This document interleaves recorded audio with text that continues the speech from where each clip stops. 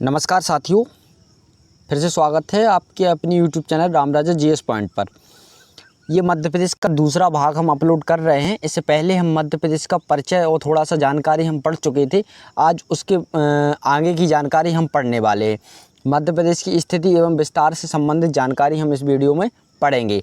ठीक है, तो चलते हैं अपने स्टार्ट करते हैं वीडियो को। ठीक है, यहाँ से देखते हैं। सबसे पहले हमने बताया कि हम मध्य प्रदेश की स्थिति एवं विस्तार पढ़ने वाले हैं। तो यहाँ पर लिखा है कि मध्य प्रदेश का क्षेत्रफल, तो मध्य प्रदेश का जो क्षेत्रफल है वो 3,08,252 वर्ग किलोमीटर है, जो टोटल इंडिया का 9.38 हो जाता है। ठीक है, इसको याद रखना आप, क्योंकि ये अक्सर पूछा जाता है कि पूरे भारत का जो कुल प्रतिशत क्षेत्रफल का कितना है, तो हम बताएंगे कि 9.38% है। इसके आगे चलते हैं हम। यहाँ लिखा हुआ है छत्तीसगढ़ का भू क्षेत्र। देखिए, यहाँ छत्तीसगढ़ का इसलिए अलग लिखा है क्योंकि यहाँ जब मध्य प्रदेश और छत्तीसगढ़ दोनों एक साथ थे, यानी जॉइंट में थे, तब इनका अपन अंदाज लगा सकते हैं। लेकिन अब दोनों चीज़ें अलग हैं, तो छत्तीसगढ़ का जानना हमारे लिए ज़्यादा ज़रूरी नहीं है। इसके बाद पढ़ते हैं। यहाँ लिखा हुआ मध्य प्रदेश पूर्णतः भू आविष्ठित राज्य है। भू आविष्ठित का मतलब ये कहलाता है कि मध्य प्रदेश जो है पूरी तरह से चारों तरफ से लैंड लॉकेड भूमि से घिरा हुआ है, यानी कि स्थलीय भूमि से घिरा हुआ है, ना कि समुद्री भूमि से। तो हम कह सकते हैं मध्य प्रदेश एक ऐसा राज्य है कि टोटल भू आविष्ठित राज्य है।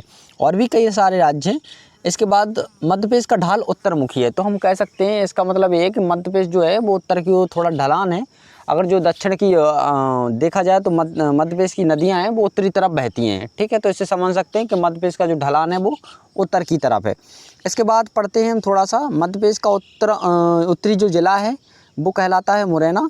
और अगर दक्षिणी ज़िले की बात करें तो बुरहानपुर, और पूर्वी ज़िले की बात करें तो सिंगरौली, और पश्चिमी ज़िले की बात करें तो अलीराजपुर। ये बहुत इंपॉर्टेंट है, इनको आप याद कर लेना कि मध्य प्रदेश का उत्तरी ज़िला मुरैना, और दक्षिणी ज़िला बुरहानपुर, और पूर्वी सिंगरौली, और पश्चिमी अलीराजपुर। इसके आगे पढ़ते हैं हम। ये लिखा हुआ है भारत जो है, भारत की अक्षांशीय दृष्टि से उत्तरी गोलार्ध तथा देशांतरी दृष्टि से पूर्वी गोलार्ध में अवस्थित है। अतः मध्य प्रदेश की भी यही अवस्थिति है। समझना, मतलब ये जो अक्षांशीय रेखाएं होती हैं जो उत्तर से दक्षिण की ओर जाती हैं, और जो पूरब से पश्चिम की ओर आती हैं, वो एक प्रकार से पूरब से पश्चिम की ओर आती हैं वो अक्षांशीय रेखाएं होती हैं, और उत्तर से दक्षिण की तरफ जाती हैं वो देशांतरीय रेखाएं होती हैं। ठीक है, तो कह सकते हैं कि अपना भारत जो है वो एक प्रकार से यहाँ अवस्थित है। तो अक्षांशीय स्थिति में देखा जाए तो पूर्वी अक्षांशीय स्थिति में देखा जाए तो ये अक्षांशीय स्थिति यानी उत्तरी अक्षांश, और अगर गोलार्ध वाली स्थिति में देशांतरीय स्थिति में देखा जाए तो ये पूर्वी देशांतर। ठीक है, तो हम अंदाज लगा सकते हैं यहाँ जब मध्य प्रदेश है तो मध्य प्रदेश के अंदर जो भी स्थिति है वो सेम मध्य प्रदेश की है, यानी भारत के अंदर मध्य प्रदेश की जो स्थिति है वो सेम भारत जैसी है, जैसी भारत की पूरे विश्व में स्थिति है। ठीक है, इसके आगे पढ़ते हैं हम। इसके बारे में एक पूरा वीडियो बना के डाल देंगे, पूरा भारत की स्थिति एवं विस्तार और मध्य प्रदेश की स्थिति एवं विस्तार। ठीक है, तो उसमें समझ में आ जाएगा। यहाँ हम पढ़ सकते हैं मध्य प्रदेश के पूर्वी और पश्चिमी भाग में लगभग 34 मिनट का डिफरेंट होता है। इसका मतलब ये होता है कि मध्य प्रदेश का जो पूर्वी जिला है अलीराजपुर, और पश्चिमी जिला है कौन सा, पूर्वी जिला है सिंगरौली, और पश्चिमी जिला है कौन सा, अलीराजपुर। अगर यहाँ मान लो कि 8:50 AM का टाइम होता है, तो हम इतना अंदाज लगा सकते हैं कि यहाँ जो मध्य प्रदेश का पश्चिमी जिला अलीराजपुर, वहाँ 8 लगभग 16 मिनट हुए। ठीक है, तो लगभग यहाँ 34 मिनट का डिफरेंट हमको देखने मिल रहा है। वो पृथ्वी की जो गति है वो इससे समझ में आता है हमको। ठीक है, इसके बाद हम पढ़ते हैं कर्क रेखा मध्य प्रदेश के 14 जिलों से गुजरती है। ये बहुत इंपॉर्टेंट क्वेश्चन है, क्योंकि मध्य प्रदेश की यहाँ से गुजरती है, जो कर्क रेखा होती है वो यहाँ से गुजरती है एक प्रकार से, है ना। तो कह सकते हैं मध्य प्रदेश के 14 जिलों से निकलती है। ठीक है, इसके बाद अलग वीडियो आएगा, कर्क रेखा, मकर रेखा, जो भी देशांतर होगा, अक्षांशीय, सब बता दिए। ठीक है, इसके बाद थोड़ा और इम्पोर्टेंट पॉइंट जान लीजिए। यहाँ लिखे हुए हैं कि जो मध्य पृथ्वी का केंद्र बिंदु है वो मंगलनाथ एक जगह है उज्जैन में, उसको माना जाता है। ये बहुत पूछे जाते हैं, क्वेश्चन बार बार पेपरों में आते हैं। पृथ्वी का केंद्र बिंदु कौन सा है, तो हम कह सकते हैं मंगलनाथ, यानी उज्जैन में एक जगह है। और अखंड भारत, जब भारत अखंड था, जब पाकिस्तान, अफगानिस्तान, ऐसी सारी चीज़ें, यानी चंद्रगुप्त मौर्य के शासन चल रहा था, उस समय एक प्रकार से अखंड भारत था, है। तो उस समय का अगर केंद्र बिंदु माने तो बरसाली है बैतूल में। इसके बाद अभिभक्त भारत का केंद्र बिंदु, है ना, तो एक आ जाता है करौंदी, एक स्थान है कटनी में। ठीक है, इसके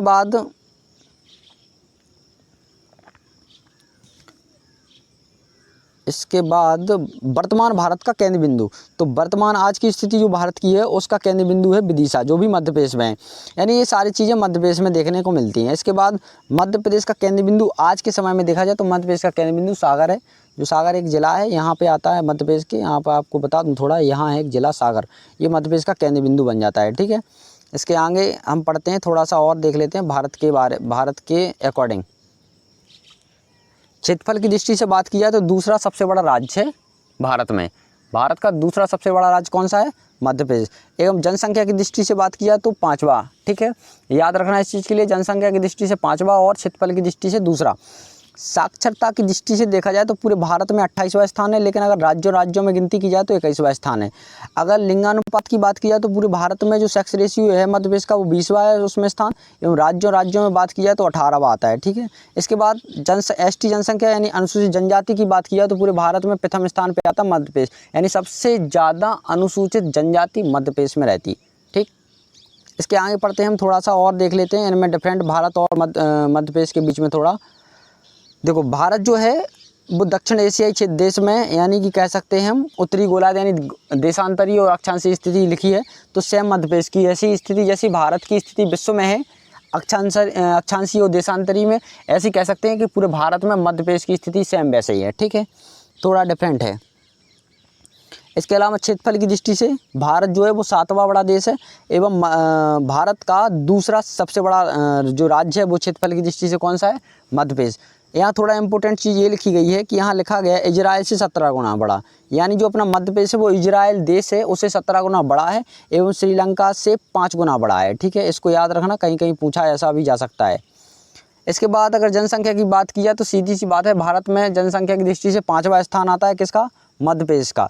और विश्व में अगर देखा जाए तो विश्व में जो भारत का वो कौन सा स्थान आता है? दूसरा स्थान आता है जनसंख्या की दृष्टि में। इसके बाद ये अक्षांशीय स्थिति लिखी है, इसके बारे में पढ़ेंगे हम बाद में। यहाँ देख सकते हैं हम थोड़ा सा 4 भौतिक प्रदेशों में बांटा है किसको? भारत को। यहाँ लिखा है 4 भौतिक प्रदेश, यानी कि ज्योग्राफिकल डिवाइडेशन कर दिया गया है यहाँ पर। जो भी होता है, जैसे अपने भारत का उत्तरी क्षेत्र है तो वो कह रहे हैं हिमालय पर्वतीय प्रदेश हो गया, और जो बीच का क्षेत्र है गंगा यमुना और ब्रह्मपुत्र का जो मैदानी इलाका है उसको कह सकते हैं हम उत्तर का विशाल मैदान। इसके बाद आ जाते हैं थोड़ा बीच में, तो यहाँ राजस्थान वाले इलाके में मरुस्थल प्रदेश कह सकते हैं। इसके बाद सबसे नीचे चले जाते हैं तो दक्षिण प्रायद्वीप या प्रायद्वीपीय का पठार, यानी प्रायद्वीपीय भारत, दक्षिण का भारत यानी दक्षिण प्रायद्वीप, दोनों चीज़ें कह सकते हैं। ठीक है, इसके बाद मध्य प्रदेश को भी 3 भौगोलिक भागों में डिवाइडेशन किया है। एक तो मध्य उच्च प्रदेश, इसमें आ जाता है शिवपुरी, मुरैना, ग्वालियर, अशोकनगर, ऐसे कुछ ज़िले आ जाते हैं। इसके बाद सतपुड़ा, मेकल आ जाता है नीचे, नर्मदा वगैरह जो बहती है। इसके बाद बघेलखंड का पठार आ जाता है इस तरफ वाले हिस्से में। बघेलखंड का पठार थोड़ा सा आपको बता दें कहाँ पर है, मध्य प्रदेश देख रहे हैं आप, यहाँ है बघेलखंड का पठार, थोड़ा सा इस तरफ नहीं है, इस तरफ वाले इलाके में। ठीक है, तो ये बघेलखंड का पठार कहलाता है। यहाँ जो सतपुड़ा विंध्याचल का ये वाला कहलाता है उत्तर पर्वतीय क्षेत्र। ठीक है, इसके बाद हम आगे पढ़ते हैं। अगर भारत की सबसे ऊंची चोटी की बात की जाए तो वो K2 गॉडविन अस्ट्रिच जो POK में है वर्तमान में, और 8,611 मीटर ऊंची है। ठीक है, इसके बाद अगर मध्य प्रदेश की बात करें तो मध्य प्रदेश की सबसे ऊंची चोटी आती है धूपगढ़, जो सतपुड़ा पर्वत पे है और 1350 मीटर की है। ठीक है, इसके बाद नर्मदा भ्रंश घाटी, यानी भारत का और मध्य प्रदेश का दोनों का सबसे गहरा स्थान भ्रंश घाटी में देखा जाए तो वो ये नर्मदा सोन घाटी का क्षेत्र। ठीक है, क्योंकि इस तरफ से ऊपर इस तरफ ऐसी बहती नदी, एक तरफ बहती कौन सी? नर्मदा, और एक तरफ बहती कौन सी नदी? सोन नदी। तो इसके जो घाटी बन जाती है यानी गहरा कटाव बन जाता है, तो उसको कहते हैं भ्रंश घाटी। तो वो दोनों में भारत और मध्य प्रदेश की दोनों की सबसे बड़ी घाटी हो गई। ठीक है, इसके बाद हम थोड़ा सा देखते हैं यहाँ पर अरवली, यहाँ लिखा है प्राचीनतम पर्वतमाला, तो भारत की सबसे प्राचीनतम पर्वतमाला अरावली है ना। और अगर मध्य प्रदेश की सबसे प्राचीनतम पर्वतमाला की बात करें तो विंध्याचल। एवं अगर नवीनतम पर्वतमाला, भारत की सबसे नवीन पर्वतमाला तो वो कह सकते हैं हिमालय, और अगर मध्य प्रदेश की सबसे नवीनतम पर्वतमाला तो वो कह सकते हैं हम सतपुड़ा। इसके अलावा हम बात करें निकटतम द्वीपीय देश, यानी भारत का सबसे निकट आइसलैंड, यानी चारों तरफ से समुद्र से घिरा हुआ क्षेत्र देश कौन सा है? श्रीलंका लगता। इसी प्रकार से मध्य प्रदेश का भी श्रीलंका ही हो गया। ठीक है, इसके बाद थोड़ा सा और जान लें कि यहाँ भारत से सर्वाधिक देश जो लगते हैं वो लगभग 7 देश की सीमा लगती है, और सबसे ज़्यादा बांग्लादेश की लगती है। और मध्य प्रदेश से कितने राज्यों की सीमा लगती है? तो 5 राज्यों की लगती है, लेकिन सबसे अधिक बात की जाए तो उत्तर प्रदेश की लगती है। इसके बाद लिखा है सूर्यास्त एवं सूर्योदय, और ऐसा सिस्टम हम बता देते हैं आपको कि जो भारत है, तो भारत का सूर्य उदय अगर होता है तो वो अपने भारत का पूर्वी बिंदु है जो अरुणाचल प्रदेश में, जिसको जिबूती कहते, तो वहाँ होता भारत का क्या, सूर्योदय। और अगर मध्य प्रदेश की बात की जाए तो मध्य प्रदेश का पूर्वी जिला सिंगरौली, तो वहाँ भी होता है अपने मध्य प्रदेश का क्या, सूर्योदय। और अगर सूर्यास्त की बात की जाए तो अपने भारत का स्थान है जैसलमेर, वहाँ पे होता भारत का सूर्य अस्त। और अगर मध्य प्रदेश की बात की जाए तो मध्य प्रदेश के अलीराजपुर में भी, अलीराजपुर जो पश्चिमी जिला है वहाँ होता सूर्यास्त, ठीक है, इसको आप समझ सकते हैं। इसके अलावा क्षेत्रफल की दृष्टि में देखा जाए अगर, तो सबसे बड़ा संभाग आता है जबलपुर और सबसे छोटा संभाग आता है शहडोल, और सबसे बड़ा जिला आता है क्षेत्रफल की दृष्टि में वो छिंदवाड़ा, और सबसे छोटा जिला आता है क्षेत्रफल की दृष्टि में निवाड़ी। जनसंख्या की दृष्टि में देखा जाए तो सबसे बड़ा संभाग आता है इंदौर और सबसे छोटा संभाग आता है शहडोल, किसकी दृष्टि में, जनसंख्या की दृष्टि में। एवं सबसे बड़ा जिला आता है जनसंख्या की दृष्टि में इंदौर, और सबसे छोटा जिला आता है जनसंख्या की दृष्टि में निवाड़ी। एवं सबसे बड़ी तहसील जनसंख्या की दृष्टि में तो वो भी इंदौर, यानी तीनों चीज़ें इंदौर, संभाग में भी इंदौर, जिला में भी इंदौर, तहसील में भी इंदौर। जनसंख्या की दृष्टि से देखा जाए तो संभाग, जिला और तहसील तीनों में सबसे बड़ा कौन सा है, इंदौर। इसके बाद वन वृत्त अगर बात की जाए तो सबसे अधिक वन वृत्त खंडवा में पाए जाते हैं और सबसे कम होशंगाबाद में, ठीक है। इसके बाद अगर की जाए तो सबसे बड़ा बांध है ना, तो सबसे बड़ा बांध जो है वो इंदिरा सागर बांध है, रतलाम वगैरह के क्षेत्र में आ जाता है, पुनासा कहा जाता है ना, पुनासा डैम। रतलाम में एक जगह है पुनासा, तहसील है पुनासा, वहाँ पर इसका डैम बना हुआ है, तो उसको कह सकते हैं पुनासा डैम, ठीक है। इसके बाद सबसे ऊंची चोटी की बात की जाए तो मध्य प्रदेश की सबसे ऊंची चोटी धूपगढ़ है जो 1350 है। और अगर सबसे निचली घाटी की बात की जाए तो वही नर्मदा सोन घाटी है। सबसे बड़ा नगर की बात की जाए तो इंदौर, और सर्वाधिक लंबी नदी की बात की जाए तो नर्मदा 1312 किलोमीटर।